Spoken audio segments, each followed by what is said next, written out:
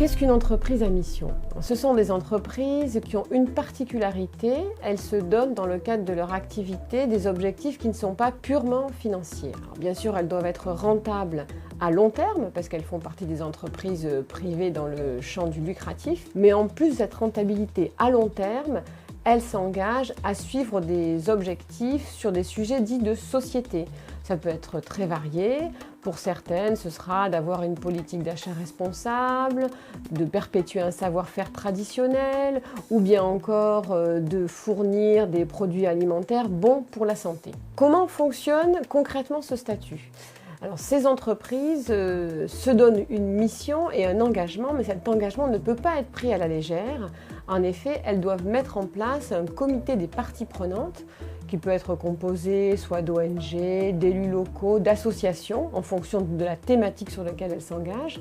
Et ce comité des parties prenantes sera chargé d'évaluer la mission de l'entreprise, les politiques qu'elle met en œuvre pour remplir ses engagements et les objectifs atteints ou pas. En plus de ce comité des parties prenantes, l'entreprise doit avoir un certificateur extérieur.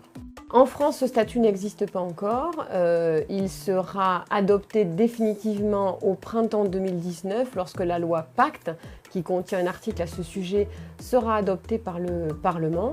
Mais il y a déjà plusieurs entreprises qui se sont dites intéressées par ce statut. On peut citer l'exemple de Nutri7, qui s'est engagé pour la malnutrition, ou encore le site Open Classroom qui fournit des cours en ligne et qui, lui, s'est engagé pour une éducation accessible à tous.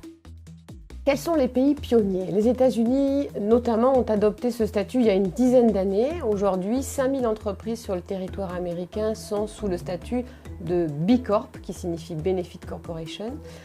On peut citer l'exemple de Ben & Jerry's, qui est un marchand de glace bien connu et qui est une filiale d'Unilever et qui fonctionne donc sous le label de Benefit Corporation.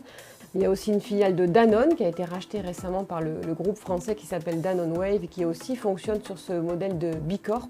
Est-ce que les entreprises à mission vont véritablement changer la façon dont les entreprises font du business? Les entreprises à mission sont à la fois un concept nouveau, mais qui est quand même issu d'une tradition plus ancienne. On appelait cela les entreprises citoyennes il y a encore quelques années. On peut dire que c'est en quelque sorte le prolongement.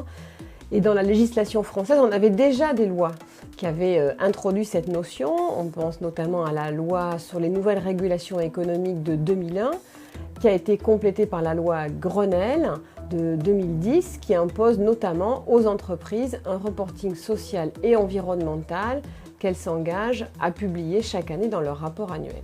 La création de ce statut traduit en fait une évolution dans la prise de conscience des entreprises, des exigences de leurs clients et de leurs salariés.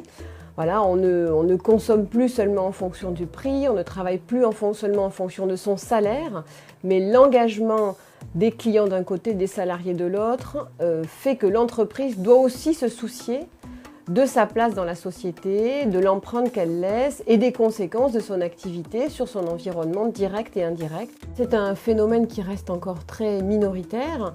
Aux États-Unis, on l'a vu, il ne concerne qu'une poignée d'entreprises. Et surtout, à ce stade, notamment en France, il n'oblige pas à remplir des objectifs chiffrés, mais on se borne à ce stade à valider un processus et des engagements d'intention.